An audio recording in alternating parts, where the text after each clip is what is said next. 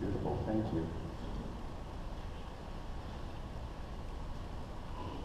During this season, we are doing a review as a congregation of our new vision statement. And if you're not familiar with that, it's on the front page of the remarks there.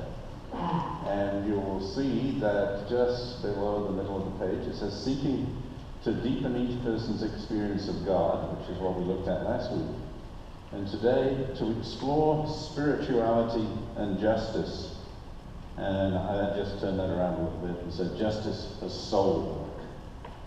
I think so often we think of justice as being something that's very external. And I'm inviting us to look more internally at what justice means. And I thought it'd be a really good idea to bring somebody in whose life is focused around justice. And we needed to look no further than Mark Slaughter. So Mark, would you come on down? And let's talk about justice. I don't know how well all of you know Mark, but he's a public defender in the Superior Court, is that what you call it?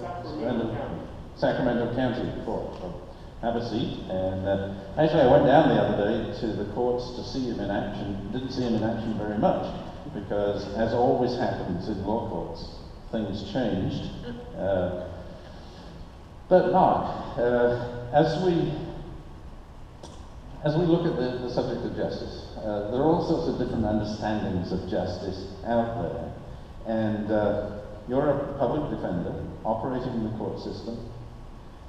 What do you think the prevailing understanding of justice is in the courts in Sacramento? That's a very interesting question, because there are so many different stakeholders.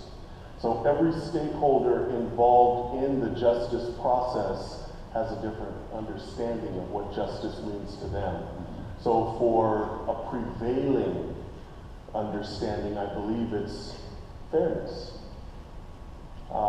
If you are the defendant who's facing criminal charges, you want a sense of fairness, that your case will be fairly heard. If you are the victim of a crime, you want the criminal justice system to treat your story with fairness. If you're the prosecutor or the judge or the jury or the defense attorney, everyone comes to the table with a different sense of how they get to that fairness.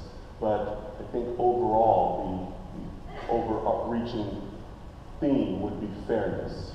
But when I watch the evening news, I so often hear people saying, all I want is justice. And I get the sense that they're looking for revenge. Or punishment. Punishment. Or punishment, yes. Yeah, a lot of times, I think that's a lot to do with not just our society, but also our media, that focuses on the ultimate. What is the end result? I don't have time to go through the 10 weeks that it took to get to that result, or the 10 months that it took for the trial to finally come to fruition. I just want to know they did that, and what's the end result? But in between is a lot of moving parts and a lot of push and pull for fairness. But our two scripture readings don't seem to have that same kind of understanding of justice. Like Isaiah, it says, seek justice, and then colon, help the oppressed, defend the orphan, plead for the widow. That doesn't sound like what we were talking about. And it says, God loves righteousness and justice. The Lord's faithful love fills the whole earth. There was one other one on Psalm 33 that really caught my ear. Oh, good. Play your best with joyful shouts. And I think that is woven into the justice system, is that every stakeholder, particularly the active players, the gatekeeper, the judge, the prosecutor, the defense attorney, the court reporter, the court clerk, all of the different players in that process are doing their best. And at some point, that push from everyone's desire to do their best is for fairness. So let me ask you, what does justice mean for you? Ooh, that's a tough one. Now, you see we've got the pre-printed questions, but I did ponder this one for a lot after we sat down and talked about some of these questions.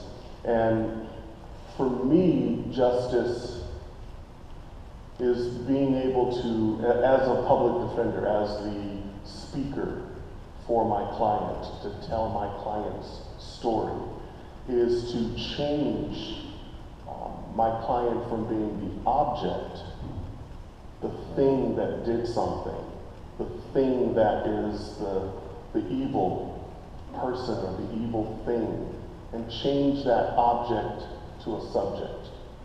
So one of the most life-altering things I can do is to tell my client's story.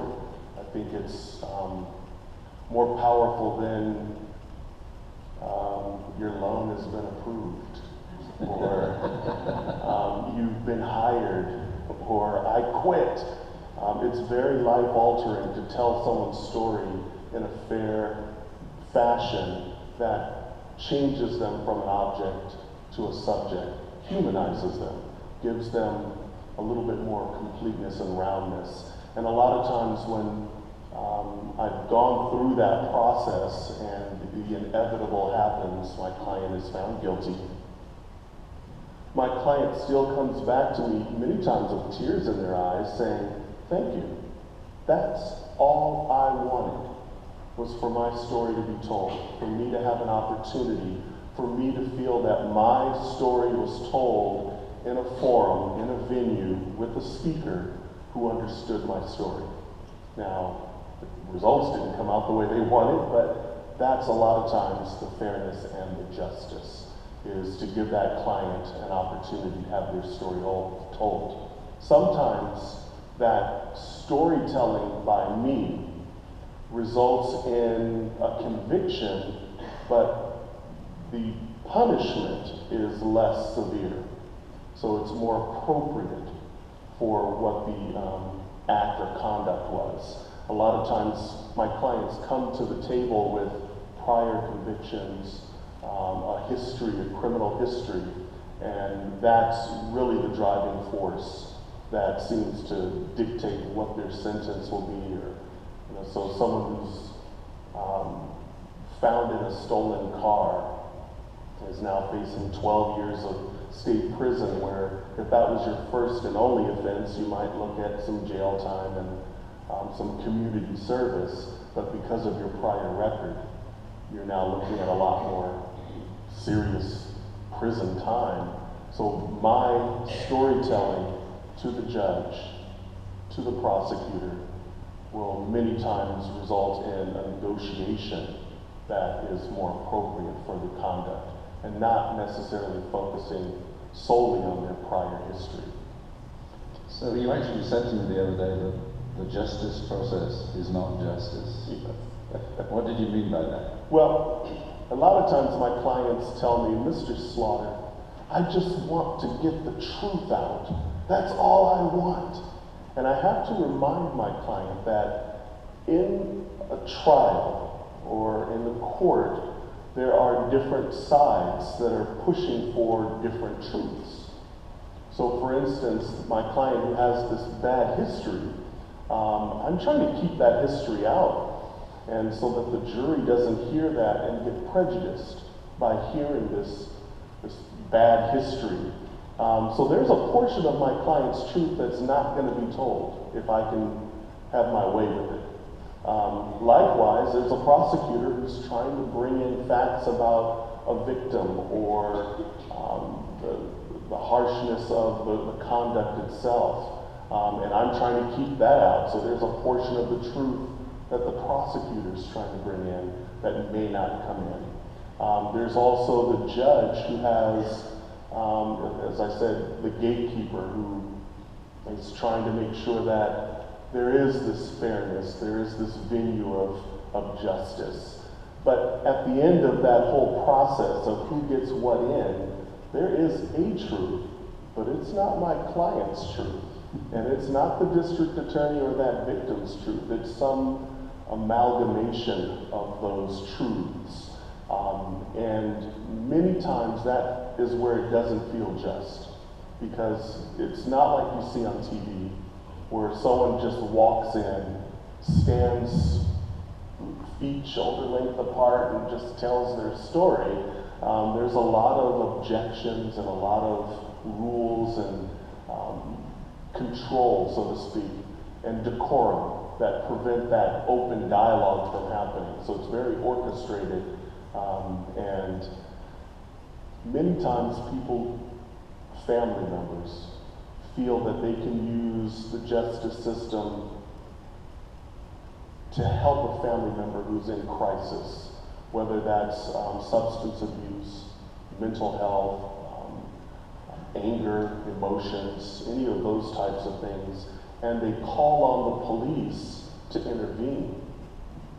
Now, the police intervene, they're not going to be the judge and the prosecutor and the defense attorney all in one. They're just going to come in, take that person to jail, write a report, send the report to the prosecutor, who then files the charges. And the result, typically, is punishment. You did this, therefore that's your punishment. And in reality, that person probably needed a different intervention. And I don't feel that the justice system adequately intervenes to address those issues. Now, we do have programs. We do have programs that assist people with mental health. For instance, we have a mental health court. So someone who has a mental health condition, who has been charged with an offense, they would go through this court, show that they're in touch with their community service providers, their healthcare providers, their psychiatrists, they're medication compliant, and they would come back to the court with periodic evaluations. At the end of that period, if they've been successful, then their charges would be dismissed. That's a 2-year process to have the dismissal. So that's a long time for someone with a mental condition to stay compliant and stay on track, so to speak. So, but that is one area that we have that is, I think, looking towards less punitive and more rehabilitative process. So that leads into the, over the years, there have been conversations that I've been aware of between the notion of restorative justice and punitive justice. What do you feel about that? I think it should actually start with the restorative aspect of justice.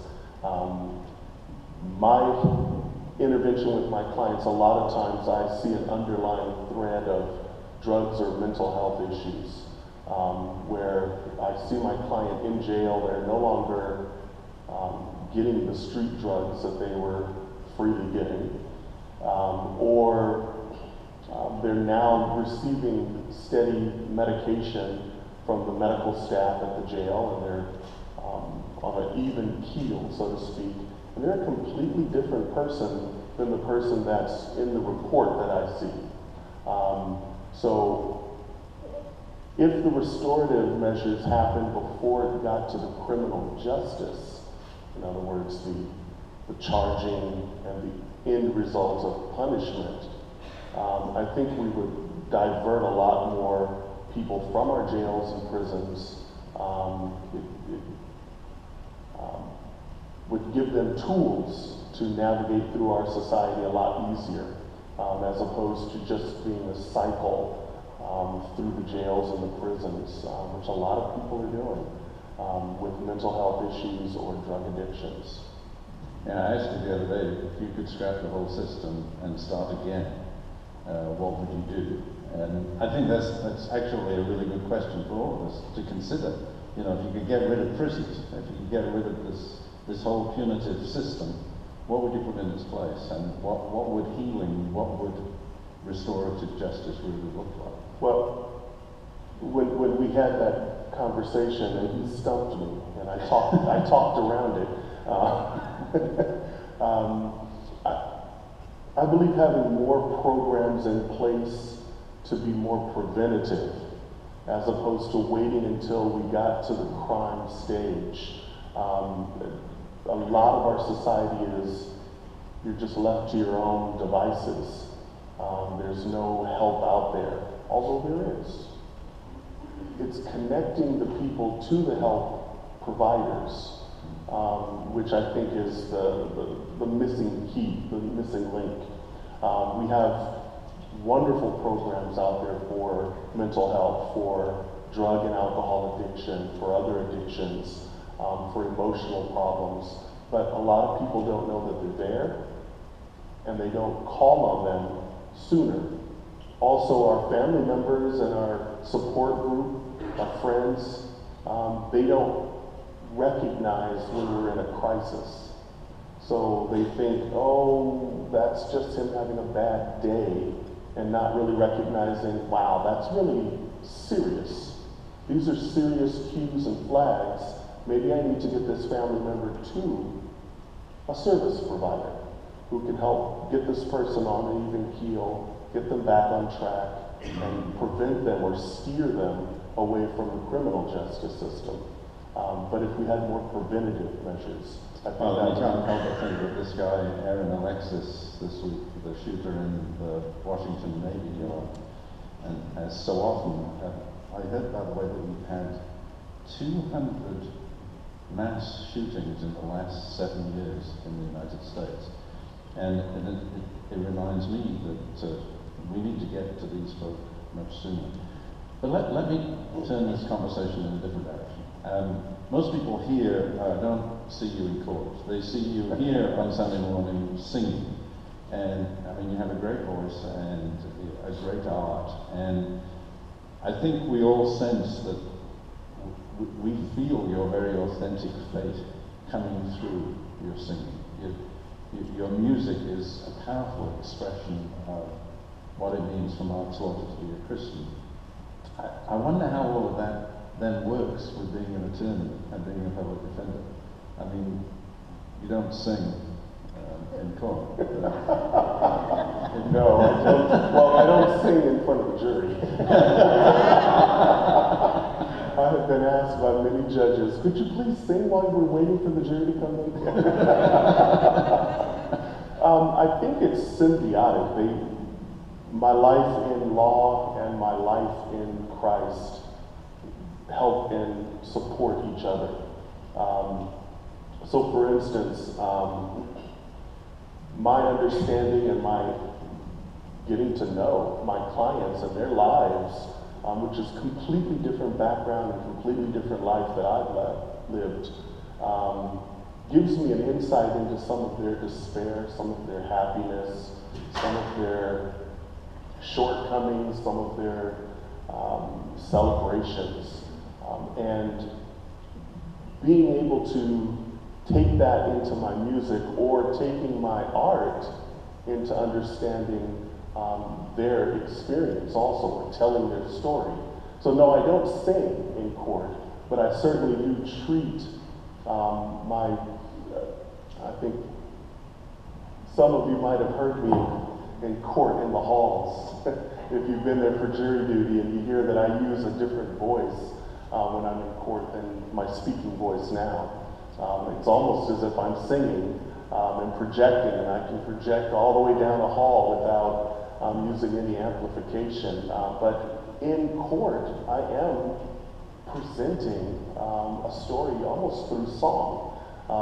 Whether it's through the gestures, my voice, the tone, the modulation, all of that. So my music does find its way into my profession.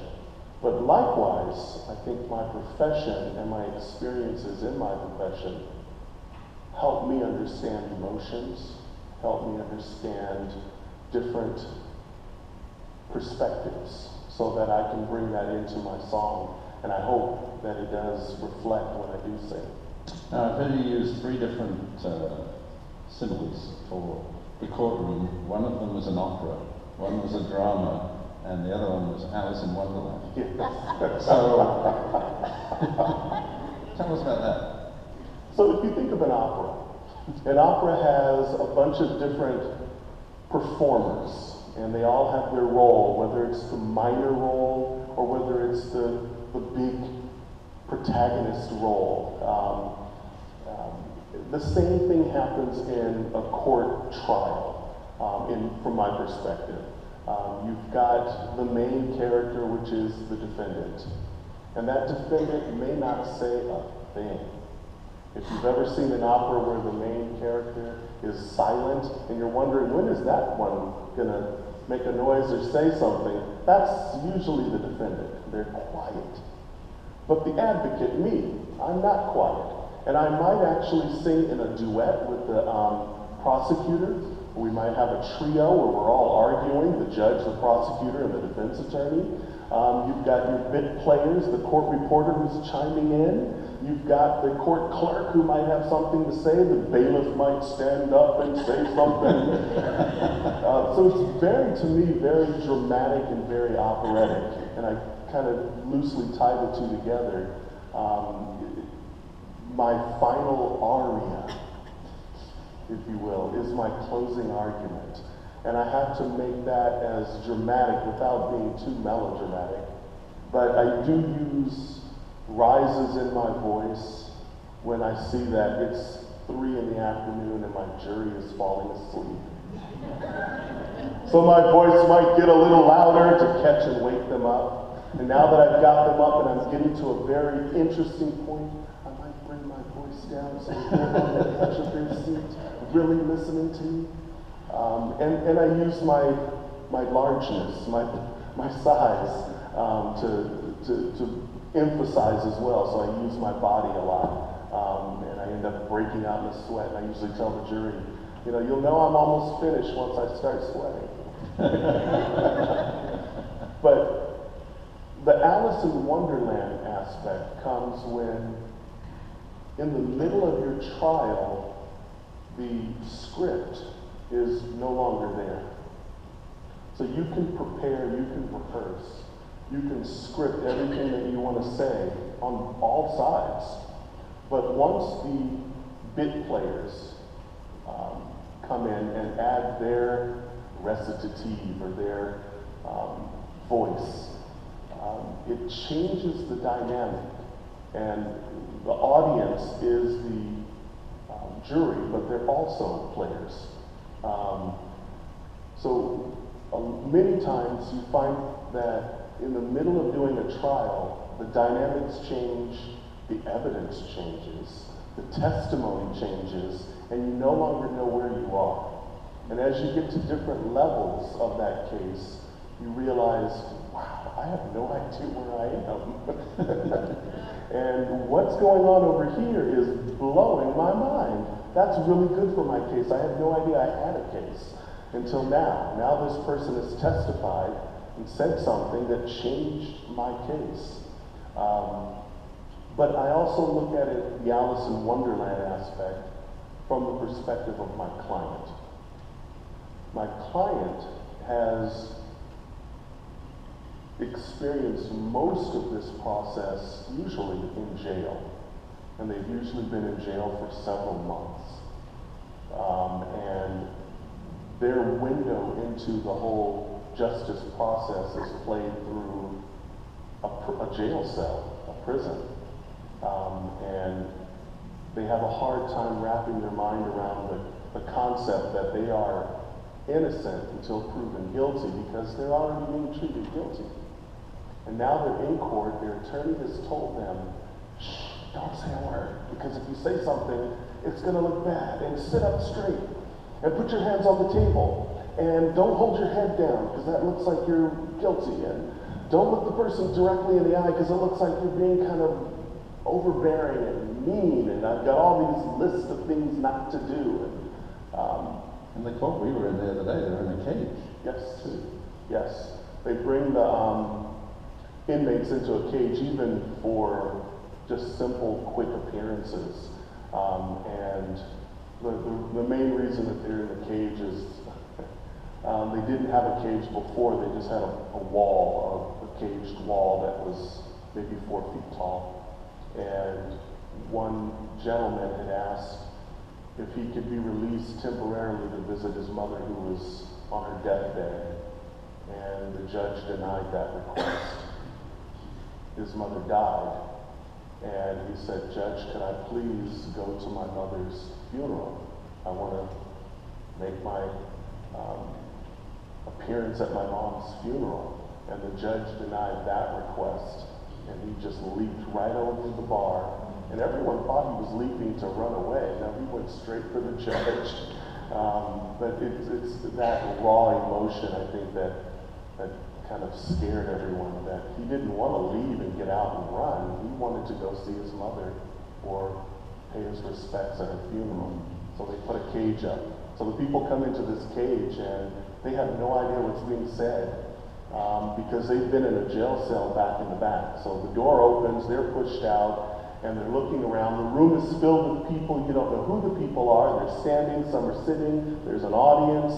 And someone says your name, and you look over and see who's saying your name. It's maybe the judge, maybe the bailiff. And someone else starts talking over here to your left. And you're looking, and it's, who's that? Well, it might be your attorney. It might be someone who's appearing on behalf of your attorney. And then someone else over here, the prosecutor, starts talking. Who's that? And you can't really hear what they're saying because it's such a disorienting experience. And before you know it, the guard is telling you, "All right, you're done. Come on, let's go." What happened? I don't even know what happened. So there is your Alice in Wonderland. I just went to court. Things were said, things were done, and I really didn't hear what was happening because I didn't have a chance to acclimate my hearing to what people were saying or orient myself to the courtroom as to what was going on. And it's a very quick process. Brought out, "I'd like to have a continuance." "No, we don't want the continuance." "Continuance granted." Next case. And now the defendant's gone. And what happened? So my role is to make sure my client knows what's going to happen and be there in